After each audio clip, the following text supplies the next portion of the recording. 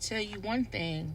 When disrespect start being served at the table, you better get up. You heard me? You better get up.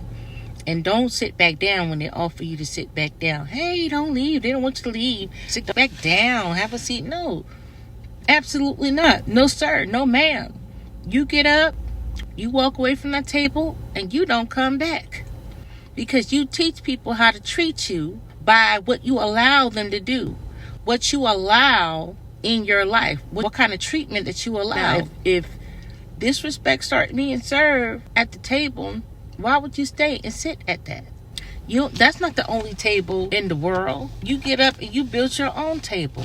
If you're made in God's image and you're made fearfully and wonderfully made, what makes you think he wants you to sit down at a table full of disrespect? You got to remember, Luke 9:5 says, if people do not welcome you, leave their town and shake the dust off your feet as a testimony against them.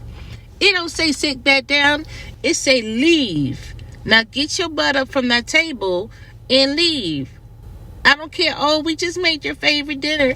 Oh, we gonna do it. We not gonna do it no more. Listen, that's enough.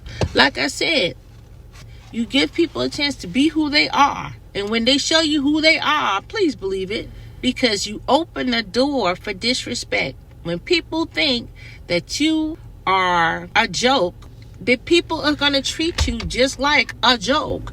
When they feel like you are allowing certain type of behavior and you allowing them to treat you some kind of way, they're going to continue. And it depends on how you feel about yourself. If you wouldn't treat yourself that way, don't allow somebody else to treat you that way. This is a testimony of how you love yourself. Because people who love themselves don't allow abuse. Not on a continuous basis. Now, you're going to come across some times where you're going to have to run into some things and things might get a little sketchy or things might go down. You got to know how to handle that after the fact. When people show you their true colors, believe that's who they are, because they're not lying. They're not just playing. They're not just joking. Oh, I was just playing. Oh, it was just a joke. Funny, ha ha. That's not funny.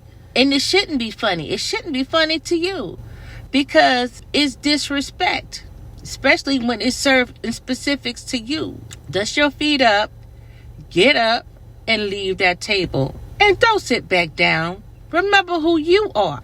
If you're the righteousness of God, you're not supposed to sit down and take it.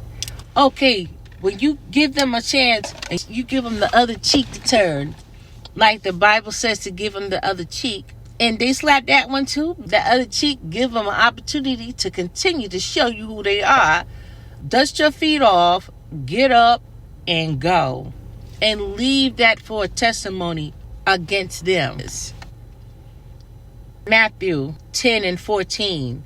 If anyone would not welcome you or listen to your words, leave that home or town or table, as the metaphor is what I'm saying, and shake the dust off your feet.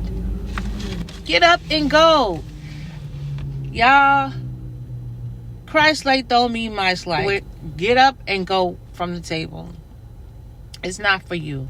God said to love your fellow brother, but that doesn't mean that it entails any type of disrespect or abuse. Let them be, and you leave them where they are. Remember who you are. David and Mara Yankee to South. Let's go.